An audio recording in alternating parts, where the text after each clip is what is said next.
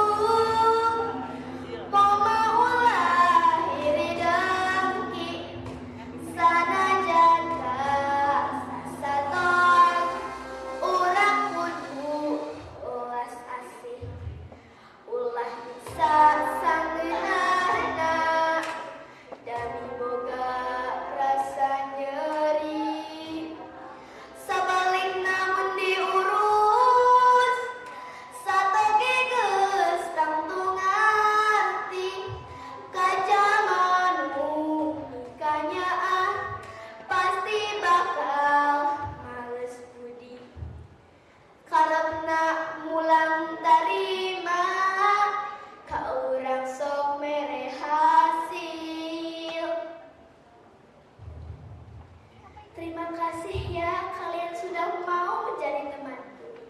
Dan aku senang memiliki keluarga seperti kalian. Ucap Purbasari kepada teman-temannya. Di antara teman-temannya ada seekor kera misterius berbulu hitam. Kera tersebut bernama Lutung Kasari. Konon katanya Lutung Kasarung adalah dewa yang diturunkan ke bumi karena melakukan kesalahan di kahyaman. Maka Lutung Kasarung artinya adalah kera yang tersesat. Pada suatu hari, Lutung Kasarung menyuruh Purbasari untuk mandi di air telaga. Purbasari, usyaratkan kau untuk mandi dari telaga di ujung sana. Ucap Lutung Kasarung. Apa manfaatnya bagiku, Lutung? Ucap Purbasari. Sudahlah, kau percaya saja padaku. Ucap Lutung Kasarung meyakinkan Purbasari. Purbasari pun menuruti kemauannya. Ia pun menceburkan dirinya ke dalam sungai. Tiba-tiba sesuatu terjadi pada kulit. Kulitnya menjadi bersih kembali. Dan ia sudah cantik seperti semula. Nah, teman-teman, Purbasari sudah cantik kembali nih. Akankah Purbasari kembali ke istana dan balas kejahatan yang dilakukan oleh Purbarang? Simak sampai akhir ya. Di istana, Purbarang ingin menemui adiknya. Ia pun pergi ke hutan bersama tunangannya Indrajaya dan para pengawalnya. Sesampainya di hutan, mereka pun terkejut karena melihat Purbasari sudah cantik seperti itu. Tidak mau hilang muka, Purbarang pun berkata, "Hei Purbasari, bukankah kau ini dikutuk? Sihir apa yang kau pakai?" Ucap Purbarang. "Aku tidak menggunakan sihir, Kak. Firman Tuhan itu sudah hilang." Ucap Purbasari. "Fitnah katamu, kau menuduhku. Begini saja, kita adakan pertandingan. Siapa yang rambutnya paling panjang, ialah pemenangnya." Ucap Purbarang. "Aku tidak mau bersaing denganmu, Kak, dan aku tidak mau menghentikan apa." Ucap Purbasari kepada kakaknya. Sudah kuduga, kau takut kalah dariku kan? Ucap Purbarang. Awalnya Purbasari tidak mau, tapi karena terus didesak oleh kakaknya, ia pun meladeni kakaknya. Pengukuran pun tiba, dan ternyata rambut Purbasari lebih panjang daripada Purbarang. Akhirnya Purbasari menang. Tidak habis akal, Purbarang pun meminta pertanyaan lagi. "Baiklah, aku kalah. Tetapi kita adakan pertandingan lagi. Siapa yang paling tampan calon tunangannya, ia yang menang." Ucap Purbarang. Purbasari pun kebingungan. Ia pun melirik dan menarik tangan Lutung Kasarung. Kakaknya pun tertawa terbahak-bahak. "Jadi kera ini tunanganmu?" Ucap Purbarang meledek kepada adiknya. "Meski Lutung hanyalah seekor kera, tapi aku tahu bahwa hatinya sangat baik, Kak." Ucap Purbasari. Tiba-tiba suatu keajaiban terjadi. Purbasari pun, Lutung Kasarung pun pergi bersemedi. Saat ia kembali, Lutung Kasarung sudah berubah menjadi pemuda yang tampan dan gagah perkasa. Ketampanannya tersebut melebihi Indrajaya.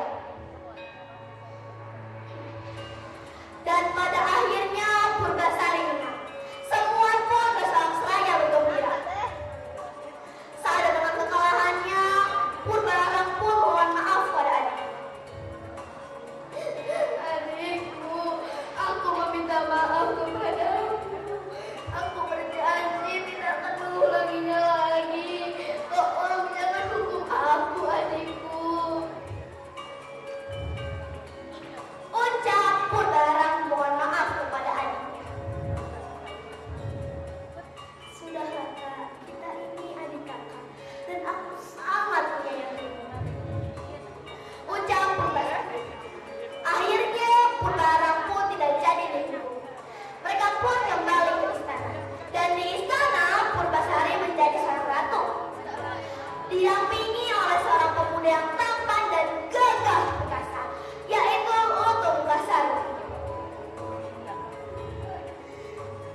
Nah, sifat jahat dan tidak bakalan dimiliki Purbarang hanya membawanya pada masalah dan rasa malu. Berbeda dengan Purbasari yang memiliki kelembutan hati dan cinta kasih yang membawanya pada kehidupan yang bahagia. Wah, ceritanya sudah selesai ya kak. Seru sekali. Untung saja kakak aku bukan Purbarang. Purbarang jahat sekali ya kak. Aku tidak suka dia. Iya Beka, Purbarang memang jahat. Nah teman-teman, sifat jahat jangan dipelihara ya. Nanti bisa jadi malapetaka loh. Sifat baik harus dijaga supaya hidup tidak sia-sia.